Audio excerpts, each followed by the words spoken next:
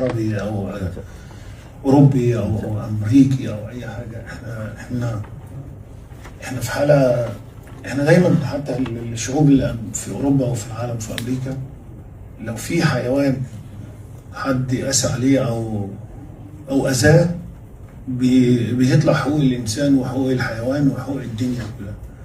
لكن انت لما كل يوم يطلع بني ادمين كل بالالافات يتقتلوا، واطفال وستات، ولما يكون حضرتك احنا قاعدين في تكييف وقاعدين في قصور وقاعدين في شقق وعاملين الاكل قدامنا، واطفال وشعوب قاعده في خيام في الشتاء وفي الصيف والشمس، احنا لما تكون الشمس عندنا الدنيا حر بنبقى عايزين تكييف وعايزين نور، ولما يكون الدنيا شتاء عايزين بيت مقفول ودفايات وغطا.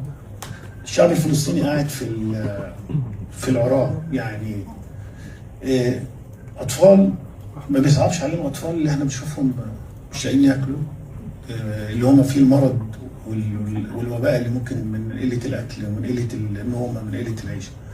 فانا لو ما حسيتش كبني ادم يبقى انا ماليش لازمه ان انا اعيش، او اي بني ادم على وجه الارض ما حسش باللي بيحصل في فلسطين بغض النظر عن هو مسلم مسيحي يهودي، يبقى مش بني ادم، ما ينفعش يعيش. واذا اصرينا ان احنا نغمض عينينا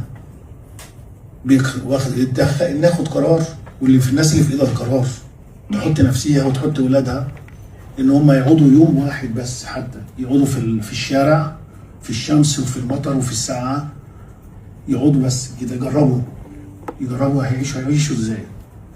يعني احنا لما بيحصل سيول في هنا في الجو ولا في بتاع، الناس بتتدارى وتجري، لكن السيول بتحصل في غزه وبتحصل في فلسطين والناس مش لاقي حاجه تتدفى بيها ولا حتى المطر ولا لاقي الشمس تروح.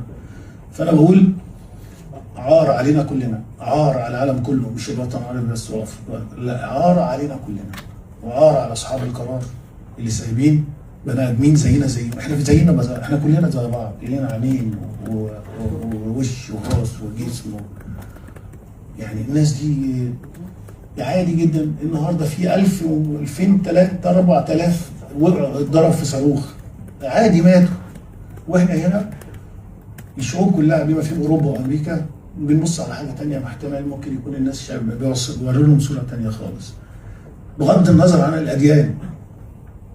احنا بنتكلم لما بتتعاملوا مع الحيوانات، لما الحيوان يتاذي او في فيديو جه مثلا حد اذى واحد حيوان في الشارع، كلنا هيخش لازم يتسجن لازم يتحاكم. طب اللي بيقتل الناس، طب الصاروخ اللي بينزل دون يقتل الناس.